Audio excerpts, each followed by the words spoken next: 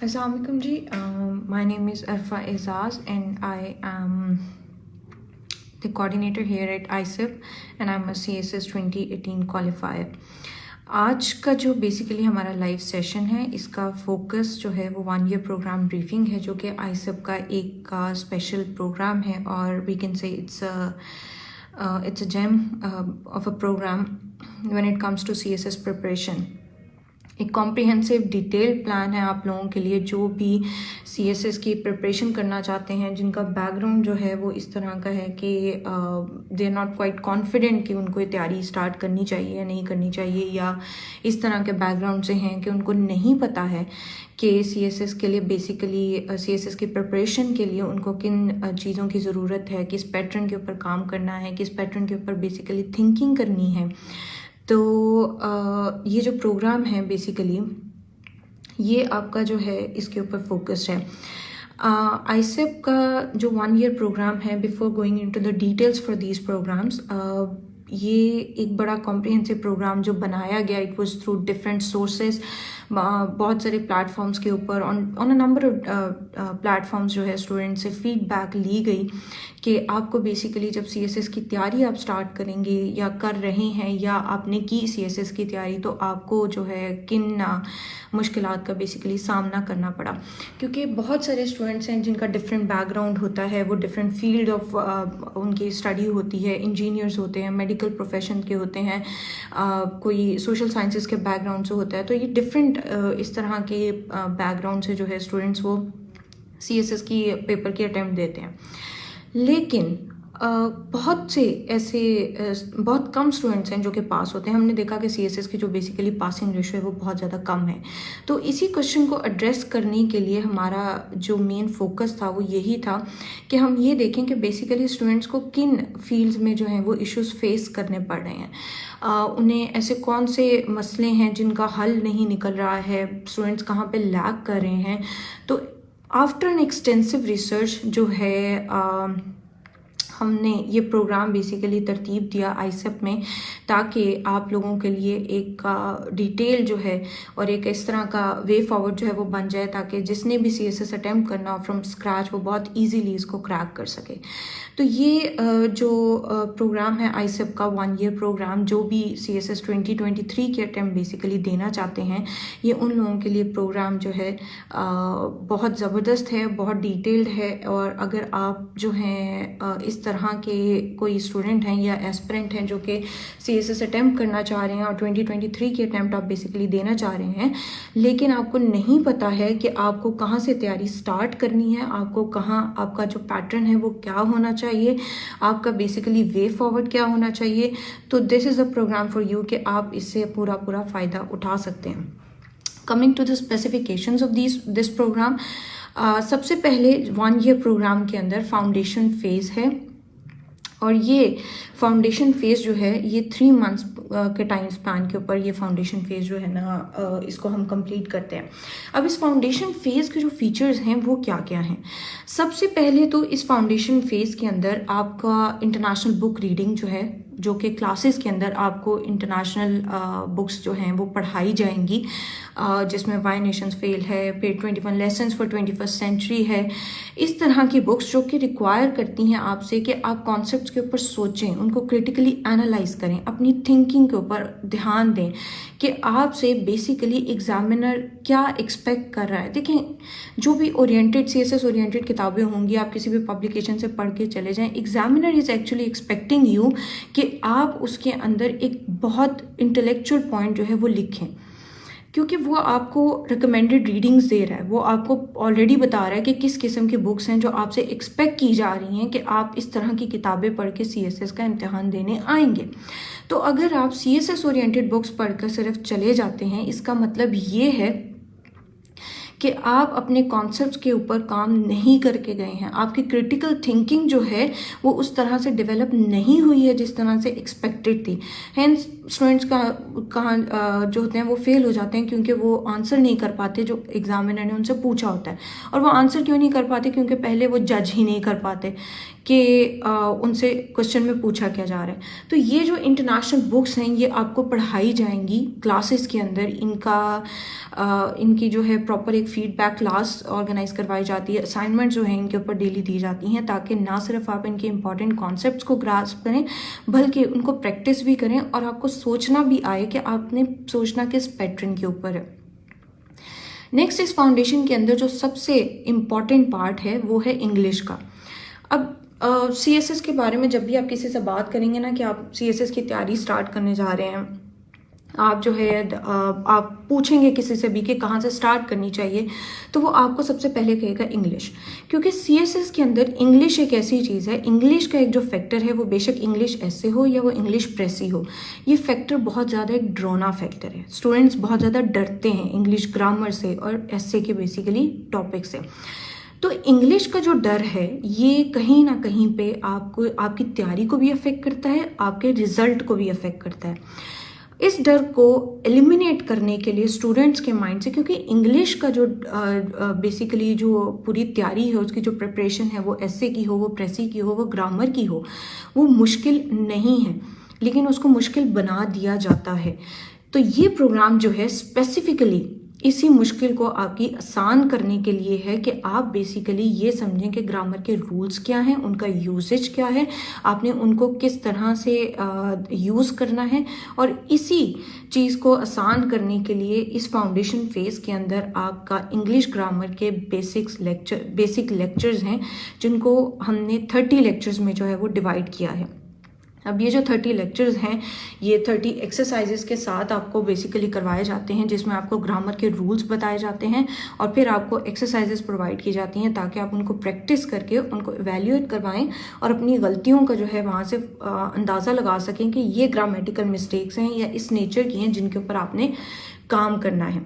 तो ये यहाँ से आपकी इंग्लिश फाउंडेशन को स्ट्रॉन्ग करने के लिए ये एक जो फीचर है, इस फीचर को इंक्लूड किया गया ताकि आप पहले ही फाउंडेशन फेज में ही अपनी ये गलतियाँ जो हैं इनको रेक्टिफाई करें, आइडेंटिफाई करें, इनको रिजॉल्व करें और आगे बढ़ें, जो कि आगे आपके सब्जेक्ट्स हैं। सब्जेक्ट्स पढ़ते जाएं, जितना मर्जी आप उनके नोट्स बना लें, आउटलाइंस बना लें, आप उनके जितने मर्जी जो है रीडिंग्स कर लें, रिसर्च कर लें, अनटिल अनलेस आपकी फाउंडेशन स्ट्रांग नहीं है आप कभी भी CSS का इम्तिहान क्रैक नहीं कर सकते, आप पास नहीं कर सकते CSS को। तो आपको पास करने के लिए, और सिर्फ पास करने के लिए नहीं, आपको अच्छा स्कोर लेना है, क्योंकि obviously there is a question of allocation when it comes to that. तो आपको एलोकेशन भी अच्छे ग्रुप में सिक्योर करनी है। तो उस सिक्योरिटी के लिए ये बहुत ज़्यादा ज़रूरी है कि आप अपनी इन छोटी छोटी मिस्टेक्स को आइडेंटिफाई करें और इनको रिजॉल्व करें, रेक्टिफाई करें।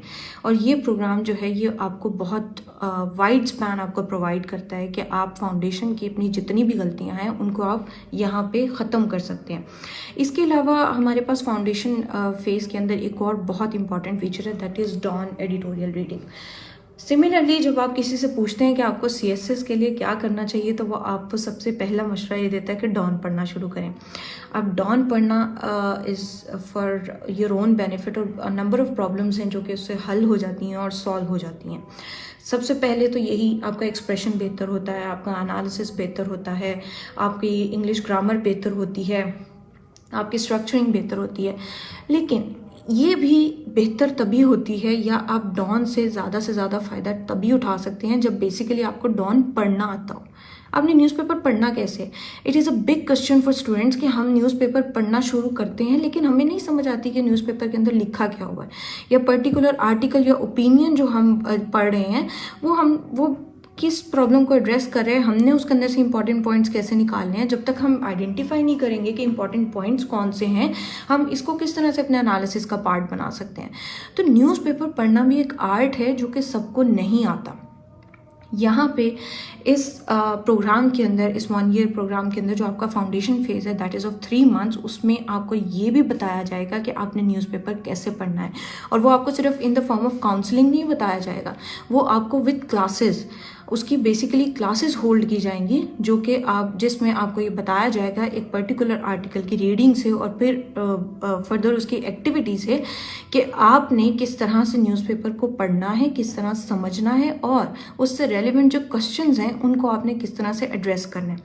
अब इसमें आपके मल्टीपल बेनिफिट्स हैं। एक तो ये कि आपको समझ में आ गया कि लॉजिक क्या है, आपको प्रॉब्लम समझ आ गई, आपको nature of that article, particular opinion या एडिटोरियल समझ आ गई, और साथ ही जब आपने उसकी रिटन प्रैक्टिस की तो आपको ये भी समझ आ गया कि आपको उसको अपने एनालिसिस का पार्ट कैसे बनाना है।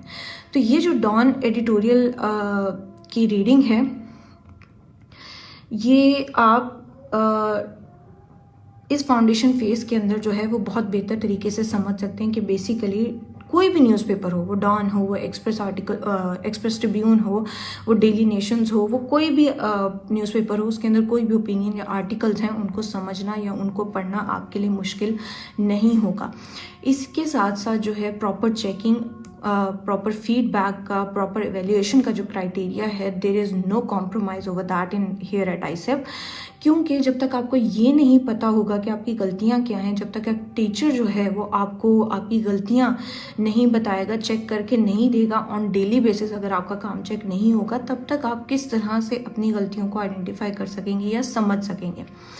तो चेकिंग और इवेल्यूएशन तो वो चीज़ है जिस पे यहाँ कॉम्प्रोमाइज़ हो ही नहीं सकता, क्योंकि CSS में आप जितना मर्जी पढ़ते जाएं, जितना मर्जी रिसोर्सेज से आप नॉलेज गेन कर लें, आप इधर उधर से समझ लें चीज़ें, आप इंफॉर्मेशन को एक्वायर कर लें, लेकिन आपकी प्रैक्टिस में जब तक आपको गलतियों का नहीं पता होगा, आप कभी भी अपने आप को और बेहतर नहीं कर सकते।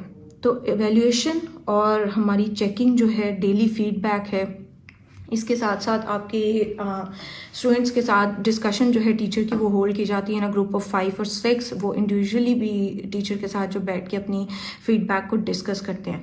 तो ये सारा जो एक फाउंडेशन फेज़ में भी होता है प्लस इवेल्यूएशन वाली, ये थ्रू आउट आपकी जो है सेशन चलती है। फाउंडेशन फेज़ के बाद आपके पास 3 मंथ्स जो हैं for compulsory and 3 months for option subjects, इसमें लेक्चर्स होल्ड किए जाते हैं और इनमें वीकली टेस्ट भी आपके लिए जाते हैं। Everything related to that subject, आपका जो भी सब्जेक्ट है, आपने ऑप्शन सब्जेक्ट जो भी ऑप्ट किया है, वाइड रिसर्च ओवर दैट, और आपको जो भी मटेरियल उसके लिए रिक्वायर्ड है वो सारा का सारा एकेडमी या इंस्टीट्यूट की तरफ से प्रोवाइड किया जाता है अलॉन्ग विद द लेक्चर्स। इसके बाद आपका थर्ड फेज़ जो है इस प्रोग्राम के अंदर, इस 1 ईयर प्रोग्राम के अंदर थर्ड फेज़ और again an important phase, that is of test session, क्योंकि हमारे लिए बहुत ज़्यादा ज़रूरी है कि टेस्ट लिए जाएं और हम जो है प्रैक्टिस करके उनको अटेम्प्ट करके और उनकी इवैल्यूएशन करवाएं ताकि हमें गलतियों का पता चले। तो टेस्ट जो हैं वो बहुत ज़्यादा इंपॉर्टेंट है when it comes to CSS। Test session किस तरह से होल्ड किए जाएंगे, 3 पैटर्न्स पे टेस्ट सेशन होल्ड किए जाते हैं। सबसे पहले आपके टॉपिक वाइज टेस्ट होते हैं, उसके बाद आपकी हाफ बुक के टेस्ट हैं और फिर आपके फुल बुक के टेस्ट हैं, और हर टेस्ट जो है वो आपको प्रॉपर फीडबैक और प्रॉपर एवेल्यूएशन के साथ वापस मिलता है।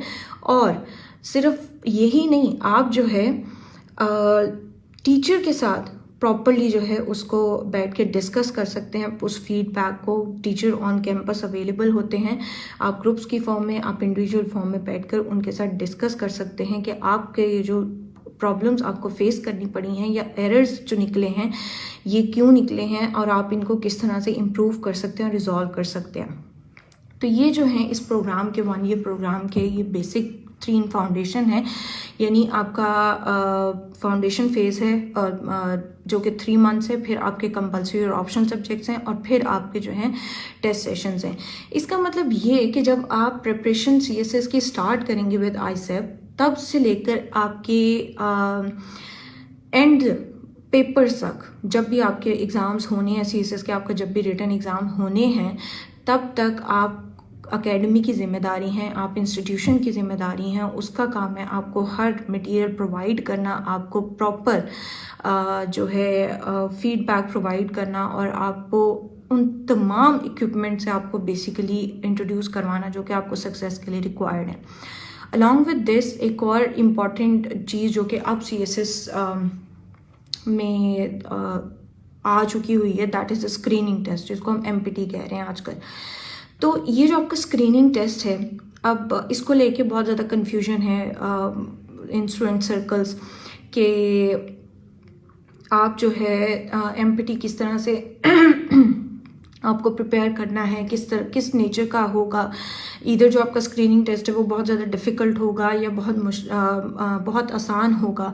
तो जो बेसिकली सैम्पल प्रोवाइड किया गया एफपीएससी की तरफ से, that is quite fair and simple. वो सिंपल जो है ना, आपके पास एक स्ट्रक्चर है स्क्रीनिंग टेस्ट का कि इस नेचर का टेस्ट आपका आएगा, जो कि आपने बेसिकली अटेम्प्ट करना है, और फिर उसमें जो भी सक्सेसफुल कैंडिडेट्स होंगे वो रिटर्न के लिए एलिजिबल होंगे। तो अब ये जो एमपीटी की तैयारी है, ये आपके लिए एक बड़ा क्वेश्चन मार्क बन चुका होगा कि ये तैयारी हमने करनी कैसे है।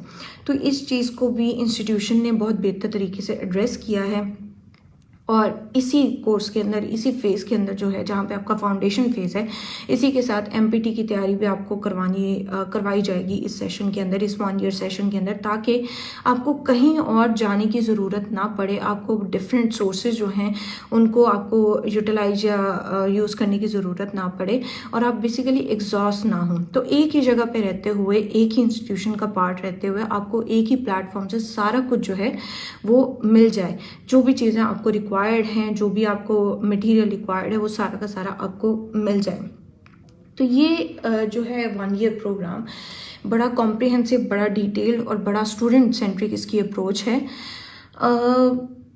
क्योंकि सीएसएस एक ऐसी फील्ड है, या सीएसएस की फील्ड जो है ये बड़ा इजीली एक्सप्लॉइट भी हो सकती है, और बड़ा इजीली जो है ये आपको परेशान भी कर सकती है।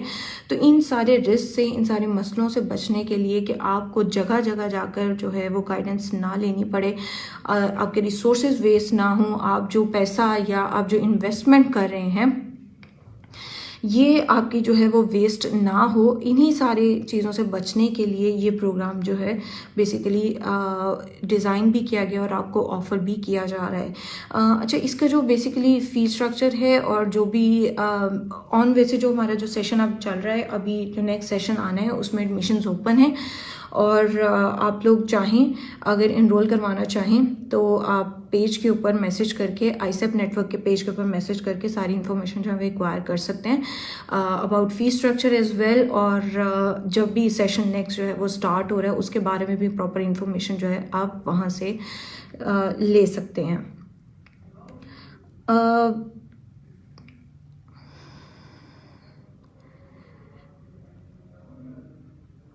आईसेप नेटवर्क है बेसिकली इंस्टीट्यूशन का नाम, जो कि ये 1 ईयर प्रोग्राम आपको ऑफर कर रहा है। तो जिसको भी कोई कन्फ्यूजन है रिगार्डिंग, या आप एनरोल करवाना चाहते हैं, या आप फर्दर इन्फॉर्मेशन लेना चाहते हैं, या आप फर्दर जो है इस प्रोग्राम के बारे में और जानना चाहते हैं, या इंस्टीट्यूशन के बारे में और जानना चाहते हैं, तो you can simply search ICEP network on Facebook, और आप वहाँ पे जो है मैसेज करके ये सारी इन्फॉर्मेशन ले सकते हैं वहाँ से।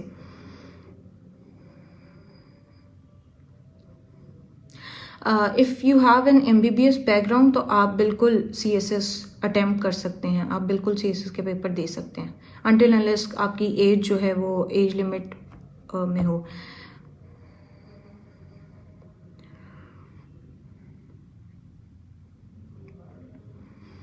हाँ जी, दोनों तरह की क्लासेस जो हैं वो अवेलेबल हैं, ऑनलाइन क्लासेस भी और ऑन कैंपस क्लासेस भी। ऐसा नहीं होगा कि आपकी ऑनलाइन क्लासेस की जो टाइमिंग है वो डिफरेंट होगी। जो क्लास ऑन कैंपस चल रही है वही क्लास ऑनलाइन आप जो है उस क्लास का पार्ट होंगे, वही ऑनलाइन क्लास जूम के ऊपर चल रही होगी। यानी कि डिफरेंट क्राइटेरिया ऑनलाइन या ऑन कैंपस स्टूडेंट्स के लिए नहीं है। एक ही क्लास जो है, एक ही रिकॉर्डिंग, एक ही मटेरियल दोनों को मिलेगा, ऑन कैंपस स्टूडेंट्स को भी और ऑनलाइन स्टूडेंट्स को भी। इसके बारे में भी, ऑनलाइन क्लासेस के बारे में भी जितनी इन्फॉर्मेशन है वो आप पेज से एक्वायर कर सकते हैं, वहाँ से आप ले सकते हैं। आपको सिर्फ एक टेक्स्ट करना है वहाँ पे।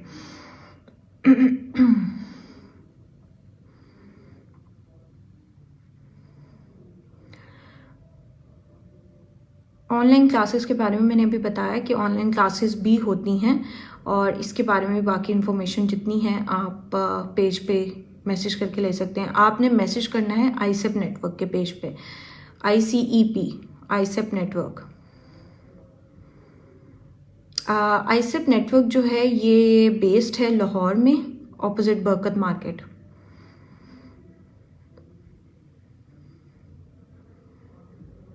एज लिमिट जो है 30, एज लिमिट है और 32 फॉर गवर्नमेंट एम्प्लॉयज़, यानी 2 ईयर्स गवर्नमेंट एम्प्लॉयज़ को एज रिलैक्सेशन मिलती है 2 साल की।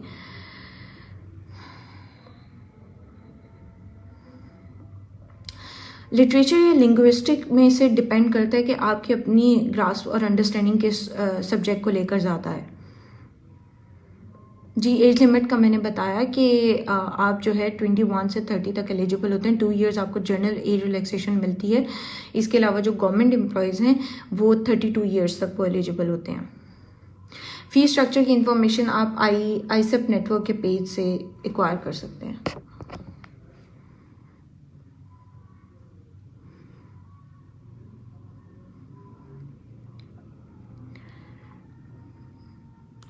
Thank you very much for joining this live session and hopefully it was helpful। आप इस प्रोग्राम के बारे में जितनी आप लोगों को ब्रीफिंग दी गई है, this is specifically for 2023 competitive examination. तो अगर that means it gives you 1 year to prepare for CSS। तो आप अगर इनरोल होना चाहते हैं, अगर आपको फिजिबल लगता है तो आप पेज के ऊपर मैसेज करके सारी इंफॉर्मेशन वहाँ से ले सकते हैं। पेशावर में कोई कैंपस नहीं है, it's only in Lahore. Next session जो स्टार्ट हो रहा है उसकी इन्फॉर्मेशन भी आप पेज से ले सकते हैं। Thank you very much for joining जी। आई होप कि आप लोगों का आगे का सफ़र आसान रहे। Good luck.